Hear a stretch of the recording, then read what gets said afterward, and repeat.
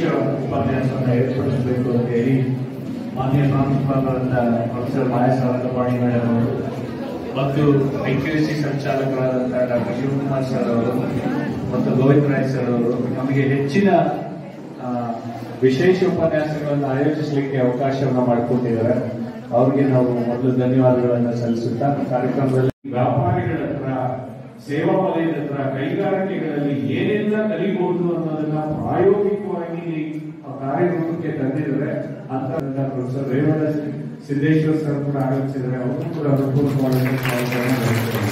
ಅದೇ ರೀತಿ ಇನ್ನು ಈ ಎಲ್ಲ ನಮ್ಮ ಕಾರ್ಯಕ್ರಮಗಳ ಬೆನ್ನೆಲುಬಾಗಿ ನಮ್ಮ ರವೀಶ್ ಅವರು, ಸೈಯದ್ ಅವರು, ಸುರೇಶ್ ವೀರಭದ್ರ ಅವರು, ಉದಯ್ ಅವರು ನಮಗೆ ಹೃತ್ಪೂರ್ವಕವಾದಂತಹ ಸ್ವಾಗತವನ್ನು ಬಯಸ್ತೇನೆ. ಇದು ಬಹುಮುಖ್ಯವಾಗಿ ಜ್ಞಾನವನ್ನು ನಾವು ಹೋಗಬೇಕು. ಹಾಗಾಗಿ ನೀವು ಆ ಜ್ಞಾನವನ್ನು ಸ್ವೀಕರಿಸಲಿಕ್ಕೆ ಹೆಚ್ಚಿನ ಸಂಖ್ಯೆಯಲ್ಲಿ ಆಗಮಿಸಿದ್ರ ನಿಮಗೂ ಕೂಡ ಹೃತ್ಪೂರ್ವಕವಾದಂತಹ ಸ್ವಾಗತವನ್ನು ಬಯಸ್ತೇನೆ. ಸಾಧ್ಯವಾದಷ್ಟು ನೀವು ನಮ್ಮ ಮಂಜುನಾಥ್ ಸರ್ ಅವರ ಬಳಿ ಏನೇ ಅನುಮಾನಗಳಿಗೂ ಕೂಡ ಸಾಲ್ವ್ ಮಾಡಿಕೊಡಿ, ಅವ್ರಿಗೆ ಶಾಂತಿಯಿಂದ ಸಹಕರಿಸಿ ಅಂತ ಹೇಳಿದ ನನ್ನ 2 ಮಾತುಗಳನ್ನು ಮುಗಿಸ್ತೇನೆ.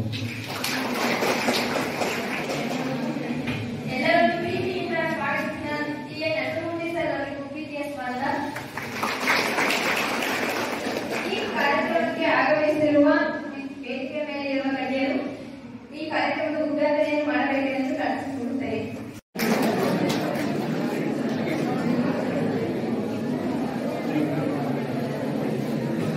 ಆ ಸಮಯದ ಸದ್ಬಳಕೆ, ಅವರ ಜ್ಞಾನವನ್ನ ನಿಮ್ಮ ಕಡೆಗೆ ತಗೊಳ್ಳುವಂತ ಬಹಳ ಮುಖ್ಯವಾದ ಸಮಯ ಅಂತ ಅಂದ್ಕೊಂಡಿದ್ದೀನಿ. ಮಾಡ್ಕೋಬೇಕು ಅನ್ನೋದಕ್ಕೆ ನಿಮ್ಮ ಈ ಎಜುಕೇಶನ್ ಕಡೆ ಬಹಳ ಮುಖ್ಯ. ನಾನು ಎಲ್ಲೋ ಮಾತಾಡಿದೆ, ಓದೋ ಕಾಲಕ್ಕೆ ಹೋದ್ರೆ, ಬರೆಯೋ ಕಾಲಕ್ಕೆ ಬರೀದೆ, ಬದುಕಡೆ ಕಟ್ಕೊಳ್ಳೋ ಕಾಲಕ್ಕೆ ಕಟ್ಕೊಳ್ಳದೆ ಹೋದ್ರೆ ಮುಂದೆ ಇನ್ನೂ ಸ್ವಲ್ಪ ಆಗ್ತೀವಿ. ಹಂಗಾಗಬಾರದು. ಕಠಿಣವಾದ ವಿಷಯಗಳಿಗೆ ಸ್ವಲ್ಪ ಹೆಚ್ಚು ಸಮಯವನ್ನು ವಿನಿಯೋಗಿಸಿ ಯಾರಿಂದ ಆ ಸೊಲ್ಯೂಷನ್ ಸಿಗತ್ತೋ ಅವರನ್ನು ಹುಡುಕಿಕೊಂಡು ಮತ್ತೆ ಅವ್ರ ಕಡೆಯಿಂದ ಸಮಸ್ಯೆಗೆ ಪರಿಹಾರವನ್ನು ಕಂಡುಕೊಂಡ್ರೆ ನಮ್ಮ ಪರೀಕ್ಷೆ ಪಾಸ್ ಆಗುತ್ತೆ. 3 ವರ್ಷ ಅಷ್ಟೇ ನಮ್ಮ ಪದವಿ ಪರೀಕ್ಷೆ. 34 ವರ್ಷಗಳ ಕಾಲ ಜೀವನದ ಪರೀಕ್ಷೆ ಇದೆಯಲ್ಲ, ಈ ಪದವಿ ಪರೀಕ್ಷೆಯಲ್ಲಿ ಪಡ್ಕೊಳ್ಳುವ ಅಂಕ ನಮ್ಮ ಜೀವನದ ಪರೀಕ್ಷೆಯನ್ನ ಸದೃಢವಾಗಿ, ಸಮರ್ಥವಾಗಿ, ಆರ್ಥಿಕವಾಗಿ ಮತ್ತೆ ಸಾಮಾಜಿಕವಾಗಿ ಕೂಡ ಈ ಸ್ಥಾನಮಾನಗಳನ್ನ ಗಳಿಸೋದಿದೆಯಲ್ಲ, ಮಕ್ಕಳ ನೆನಪಿಲ್ಲಿ ನಿಮಗೆ ನಾವು ಎಷ್ಟು ಎಕನಾಮಿಕಲಿ ಸ್ಟೆಬಿಲೈಸ್ ಆಗ್ತೀವಿ, ಸ್ಟ್ರೆಂಥನ್ ಆಗಿದ್ದೀವಿ ಅನ್ನೋದ್ರ ಮೇಲೆ ನಮ್ಮ ಸೋಷಿಯಲ್ ಸ್ಟೇಟಸ್ ಹೇಗಿರುತ್ತೆ ದಯವಿಟ್ಟು ನೆನಪಿಟ್ಕೊಳ್ಳಿ. ಯಾಕೆಂದ್ರೆ ನಾವು ಕಡಿಮೆ ದುಡಿತೀವಿ ಅಂದ್ರೆ ನಮ್ಮ ಲೈಫ್ ಹಾಗೆ ಇರುತ್ತೆ, ಸ್ವಲ್ಪ ಹೆಚ್ಚು ದುಡಿತೀವಿ ಅಂದ್ರೆ ಸ್ವಲ್ಪ ಚೆನ್ನಾಗಿರುತ್ತೆ. ಇವತ್ತು ಕಾಸ್ಟ್ಲಿ ಜಗತ್ತಲ್ಲಿ ಬದುಕಬೇಕಾದಾಗ ಒಂದಷ್ಟು ಚೆನ್ನಾಗಿ ಬದುಕಬೇಕು ಅಂದ್ರೆ ಇವತ್ತು ನೀವೇ ಎಫರ್ಟ್ ಆಗ್ತೀರಿ, ಅದು ಮುಂದೆ ನಿಮಗೆ ಸಫಲ ಆಗ್ತದೆ. ಅದಕ್ಕೆ ನಾನು ಯಾವಾಗ ಹೇಳ್ತಾ ಇದ್ದೀನಿ, 5-6 ವರ್ಷಗಳ ಕಾಲ ಕಷ್ಟಪಟ್ಟರೆ 50-60 ವರ್ಷಗಳ ಕಾಲ ಸುಖವಾಗಿರ್ಬೋದು. 5-6 ವರ್ಷಗಳ ಕಾಲ ಹೆಂಗೋ ನಡೆಯುತ್ತೆ ಅಂತ ಯಾವಾಗ ಹೇಳ್ತೀವಿ, 50-60 ವರ್ಷಗಳ ಕಾಲ ನಾವು ಬಟ್ಟಬಿಡಿಸಬೇಕಾಗತ್ತೆ, ಯೋಚನೆ ಮಾಡಬೇಕಾಗತ್ತೆ. ಯಾಕೆ ಅಂತಂದಾಗ ಮಿಂಚುವ ಕಾಲಕ್ಕೆ ಚಿಂತಿಸಿ ಪಾಲಿಲ್ಲ ಅಂತ. ಯಾವತ್ತೋ ಓದ್ಬೇಕಾಗಿತ್ತು ಮುಂಚೆ ಒಂದು ಸಬ್ಜೆಕ್ಟ್ ಪಾಸ್ ಆದ್ರೆ ಇವತ್ತು ನಾನು ಈಗ ಪ್ರಯತ್ನಿಸ್ತಾ ಇದ್ದೀನಿ, ಒಂದ್ ಒಳ್ಳೆ ಆಪರ್ಚುನಿಟಿ ಸಿಗ್ತಾ ಇತ್ತು, ಒಂದ್ ಒಳ್ಳೆ ಕೆಲಸ ಸಿಗ್ತಿತ್ತು ಅಂತ ಯಾವತ್ತೋ ಪಶ್ಚಾತ್ತಾಪ ಪಡ್ಕೋಬೇಡಿ. ಹಂಗಾಗಿ ಇರುವ ಸಮಯವನ್ನ, ಇರುವ ಅವಕಾಶವನ್ನ ದಯಮಾಡಿ ಸದ್ಬಳಕೆ ಮಾಡಿಕೊಳ್ಳಿ. ಇದು ಅವಕಾಶಗಳ ಕಾಲ. ಒಳ್ಳೆಯ ಕಾಲದಲ್ಲಿ ನೀವು ಹುಟ್ಟಿದ್ದೀರಿ, ಬಹಳ ಮುಖ್ಯವಾಗಿತ್ತು. 10-15 ವರ್ಷದ ಹಿಂದೆ ನಿಮ್ಗಿರ್ತಕ್ಕಂಥ ಅವಕಾಶಗಳು ಇರಲಿಲ್ಲ. ನಿಮ್ಗೆ ಮೊಬೈಲ್ ಇದೆಯಲ್ಲ, ನೀವು ಯೂಟ್ಯೂಬ್ ಅಲ್ಲಿ ಟಾಪಿಕ್ ಅಂತ ಹೊಡೆದ್ರೆ ನಿಮ್ಮ ಅಂಗೈನ ಮುಂದೆ ನಿಂತು ಬಿಡುತ್ತೆ ಎಲ್ಲ ಮಾಹಿತಿ ಕೂಡ. ಅದನ್ನ ಸದ್ಬಳಕೆ ಮಾಡಿಕೊಳ್ಳುವಂತ ಕೆಲಸ ನೀವು ಮಾಡಬೇಕಾಗುತ್ತೆ. ಒಳ್ಳೆಯದನ್ನಷ್ಟೇ ಡೌನ್ಲೋಡ್ ಮಾಡಿಕೊಳ್ಳುವ, ಒಳ್ಳೆಯದನ್ನಷ್ಟೇ ಸ್ಟೋರ್ ಮಾಡುವ, ಅದು ಚೆನ್ನಾಗಿದ್ರೆ ಬೇರೆಯವ್ರಿಗೆ ಯಾರೋ ಅದು ಕೊರತೆ ಅದನ್ನ ಶೇರ್ ಮಾಡಬಹುದಾದಂತ ಕೆಲಸ. ಕೆಟ್ಟದಿದ್ರೆ ತಕ್ಷಣ ಡಿಲೀಟ್ ಮಾಡಬೇಕಾದಂತ ಜವಾಬ್ದಾರಿ ಇದು ನಿಮ್ಮ ಮೇಲಿದೆ. ನೀವೆಲ್ಲ ಫೈನಲ್ ಇಯರ್ ವಿದ್ಯಾರ್ಥಿಗಳು, ಇದೊಂದೇ ವರ್ಷ.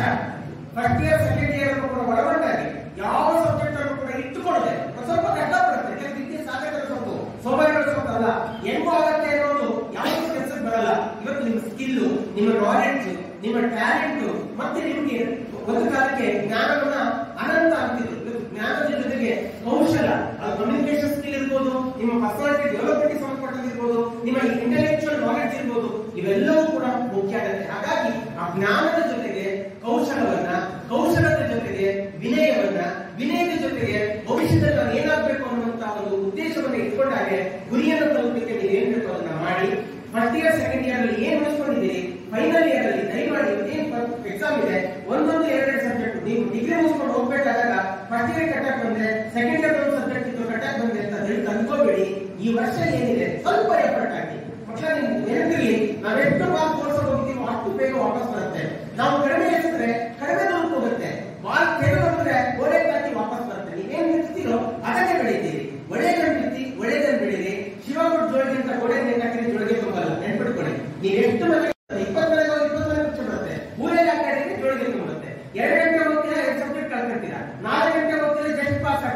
ಒಂದು 8 ಗಂಟೆ 10 ಗಂಟೆ ಹೋಗ್ತೀರಾ, ಒಂದು ಡಿಸ್ಟಿಂಕ್ಷನ್ ಟಾಪರ್ ಆಗ್ತೀರಿ. ಹಾಗಾಗಿ ನಿಮ್ಮ ಶ್ರಮ ಏನಿದೆ ಅದರ ಮೇಲೆ ನಿಮ್ಮ ಪ್ರತಿಫಲವನ್ನು ನಿರೀಕ್ಷೆ ಮಾಡುತ್ತೆ. ನಾವು ಓದಿದೆ ಬರೀದೆ ಬರಬೇಕಾಗಿತ್ತು ಪಾಸ್ ಆಗ್ಬೇಕಾಗಿತ್ತು ಅಂತ ಹೇಳಿ ವೃದ್ಧ ಶ್ರಮ ಹಾಕ್ತಾರೆ, ಅದನ್ನು ನಿರೀಕ್ಷೆ ಮಾಡಬೇಡಿ. ವಿವೇಕಾನಂದರು ಮಾತಾಡ್ತಾರೆ, ನೀವು ಮಾಡುವ ಕೆಲಸದಲ್ಲಿ ಏಕಾಗ್ರತೆ ಮತ್ತೆ ಅಚ್ಚುಕಟ್ಟುತನ ಇದೆಯಲ್ಲ ಅದು ಬಹಳ ಮುಖ್ಯ. ಫೈನಲ್ ಇಯರ್ ಕಾರಣಕ್ಕೆ ನಾನು 2 ಮಾತನ್ನು ವಿಸ್ತರಿಸ್ತಾ ಇದ್ದೀನಂತೆ, ಏಕಾಗ್ರತೆ ಮತ್ತೆ ಅಚ್ಚುಕಟ್ಟುತನ, ಅದನ್ನು ಶಿಸ್ತು ಅಂತ ಕೂಡ ಕರಿತೀವಿ. ನೀವು ಬದ್ಧತೆ ಕಮಿಟ್ಮೆಂಟ್ ಆಗ್ಬೇಕು. ನೀವು ಈ ವರ್ಷ ಡಿಗ್ರಿ ಏನ್ ಬೇಕು ಎಲ್ಲ ಸಿದ್ಧತೆಯನ್ನು ಮಾಡಿಕೊಂಡು ಕಾನ್ಫಿಡೆನ್ಸ್ ನಾನು ಹೊರಗಡೆ ಹೋಗ್ತೀನಿ ಅನ್ನೋ ವಿಶ್ವಾಸದಿಂದ ಹೋದ್ರೆ ನಿಮಗೆ ಖಂಡಿತ ಒಳ್ಳೆಯದಾಗುತ್ತೆ. ವಿವೇಕಾನಂದರು ಮಾತಾಡ್ತಾರೆ, ಒಬ್ಬ ಸನ್ಯಾಸಿಯನ್ನು ಅವರು ನೋಡೋದಂತೆ ಎಷ್ಟು ಮಟ್ಟಿಗೆ ಪೂಜೆ ಧ್ಯಾನವನ್ನ ಮಾಡ್ತಾ ಇದ್ದೋ ಅಷ್ಟೇ ಅಚ್ಚುಕಟ್ಟಾಗಿ ತಾನು ಬಳಸುವ ಪಾತ್ರೆಗಳನ್ನು ಕೂಡ ತಳ ಒಡೆಯೋ ಹಾಗೆ ಅಂತ ಬೆಳ್ತಾ ಇದ್ದಂತೆ. ದಯವಿಟ್ಟು ನೆನ್ಪಿಟ್ಕೊಳ್ಳಿ, ಮಾಡುವ ಕೆಲಸದ ಮೇಲೆ ಶ್ರದ್ಧೆ ಇರಲಿ, ಹೋಗುವ ಗುರಿಯ ಕಡೆಗೆ ನಿಮ್ಮ ಬದ್ಧತೆ ಇರಲಿ. ಹಾಗಾಗಿ ಆ ಶ್ರದ್ಧೆ ಬದ್ಧತೆ ಅದಕ್ಕೆ ಬೇಕಾದಂತ ಮಾನಸಿಕ ಮತ್ತು ದೈಹಿಕ ಸಿದ್ಧತೆ ನಿಂತಾದ್ರೆ ಜಗತ್ತಿಗೆ ಗೆಲ್ಲೋದು ಕಷ್ಟನೇ ಅಲ್ಲ. ಇವತ್ತು ಜೀವನ ಮಾಡೋದು ಕಷ್ಟ ಆಗ್ತಾ ಅನ್ಕೋಬೇಡಿ. ಇವತ್ತು ಕೂಲಿ ಹೋದ್ರೆ 500 ರೂಪಾಯಿ 600 ರೂಪಾಯಿ ಸಣ್ಣ ಸ್ಕಿಲ್ ಸಣ್ಣ ಸಣ್ಣ ಪುಟ್ಟ ಫ್ಯಾನ್ ರಿಪೇರಿ ಮಾಡ್ತಾರೆ, ಮೊಬೈಲ್ ರಿಪೇರಿ ಮಾಡ್ತಾರೆ, 4,000 ರೂಪಾಯಿ ತಗೊಂಡು ಹೋಗ್ತಾರೆ. ಅವ್ರಿಗೆ ಇವತ್ತು GST ಅಂತ ಪಾಠ ಮಾಡ್ತಾರೆ Manjunath sir.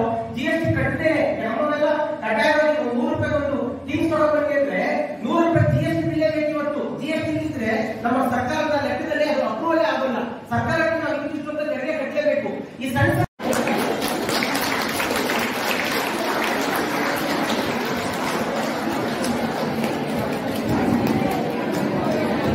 friendly teacher, principal of this institution, esteemed institution, Professor Maya Sarkapadi madam, my guru, my well-wisher, my mentor, my everything, Professor T. Narasimhamurthy sir.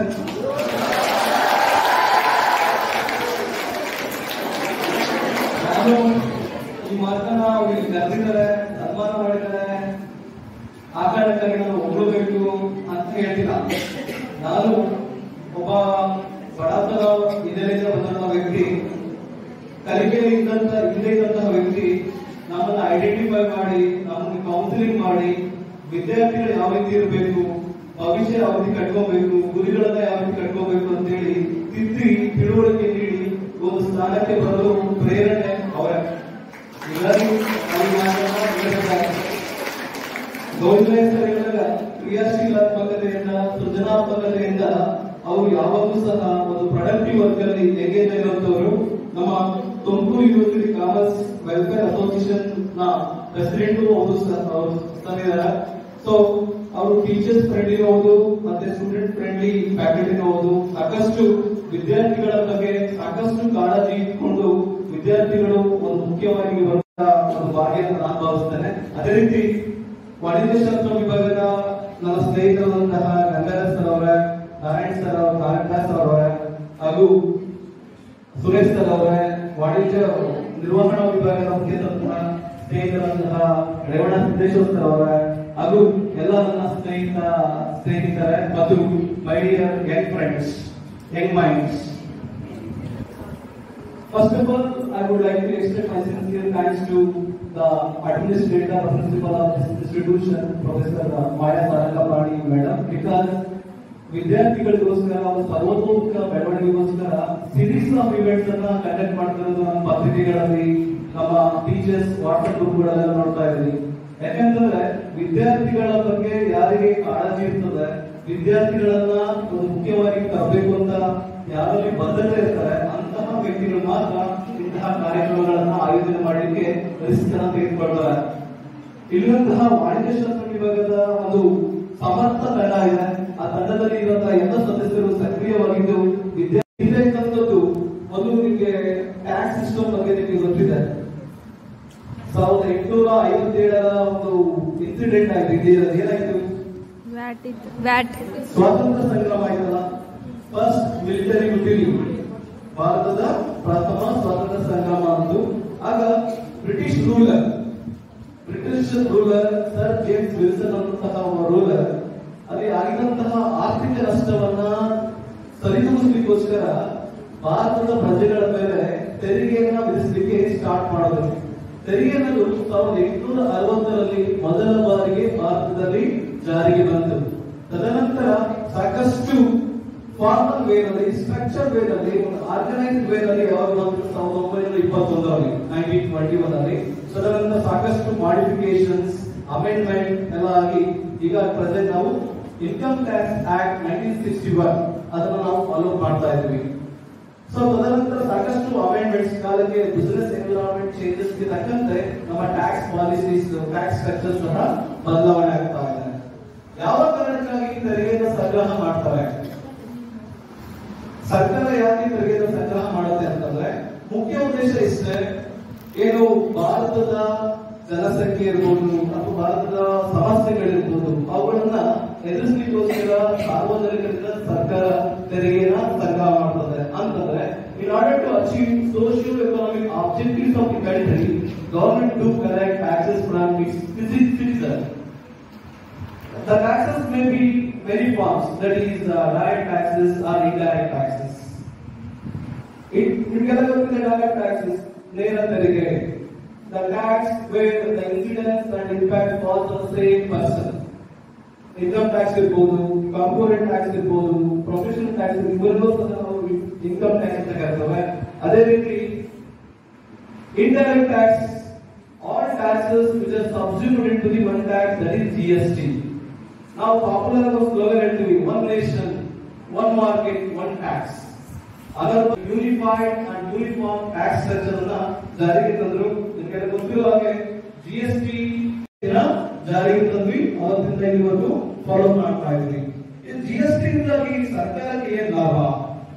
ಸರ್ಕಾರಕ್ಕೆ ಸಾಕಷ್ಟು ಕಾಸ್ಟ್ ಆಫ್ ಫಂಡ್, ಸಾಕಷ್ಟು ರೆವಿನ್ಯೂ ಜನರೇಟ್ ಆಗ್ತಾ ಇದೆ. ನಮಗೆಲ್ಲ ಗೊತ್ತಿದೆ, BA commerce student, commerce graduate, we know well tax is a major source of revenue to the every government. Without tax, no government will run smoothly.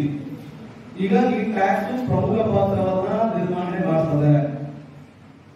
ಮುಂದೊಂದು GST ಬಂದಾಗಲಿಂದ ಇದುವರೆಗೂ 1,40,00,000 ತೆರಿಗೆ ಪಾವತಿದಾರರು GST ಯೊಂದಿಗೆ ನೋಂದಣಿ ಮಾಡಿಕೊಂಡಿದ್ದಾರೆ.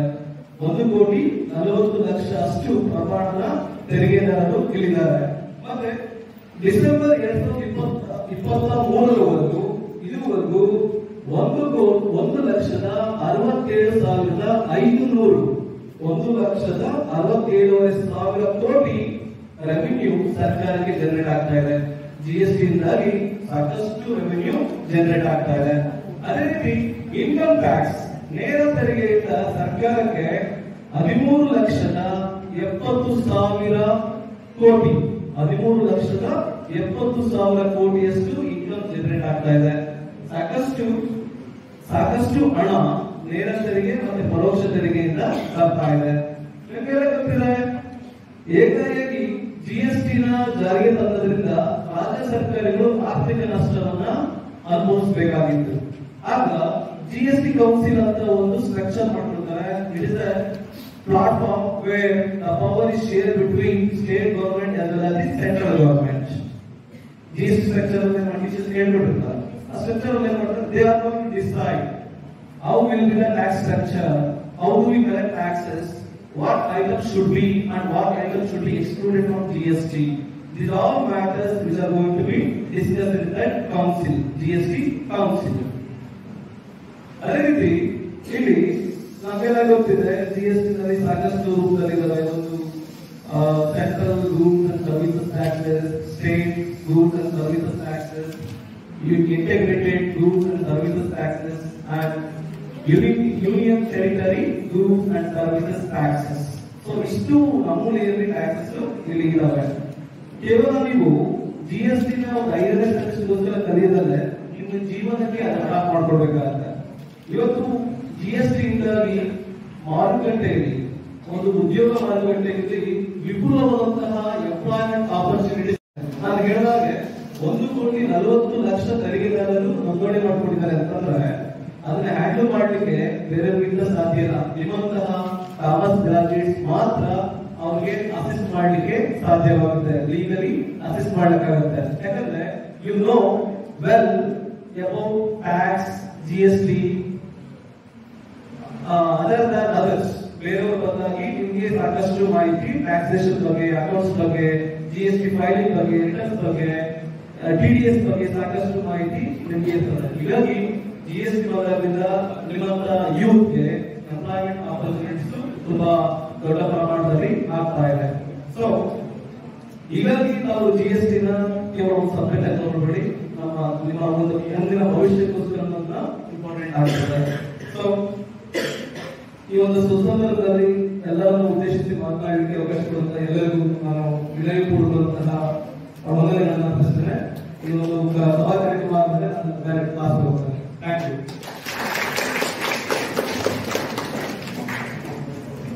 ಈ ಕಾರ್ಯಕ್ರಮದ ಬಗ್ಗೆ ಉದ್ದೇಶಿಸಿ ಮಾತನಾಡಿದ ಡಾಕ್ಟರ್ ಮಂಜುನಾಥ್ ಸರ್ಗೆ ಧನ್ಯವಾದಗಳು. ನೀವು ಟ್ಯಾಕ್ಸ್ ಅನ್ನು ಕಲಿಯುತ್ತಿಲ್ಲ, ಜಸ್ಟ್ ಕಂಪ್ಯೂಟಿಂಗ್ ಟ್ರಾನ್ಸಾಕ್ಷನ್ ವ್ಯಾಲ್ಯೂ ನೋಡಿ. ನೆಕ್ಸ್ಟ್ ಟೋಟಲ್ ಮಾಡಿ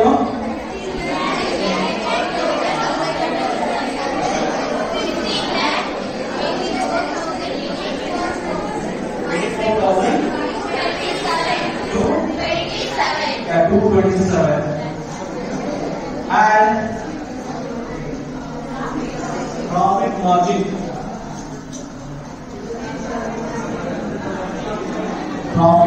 is to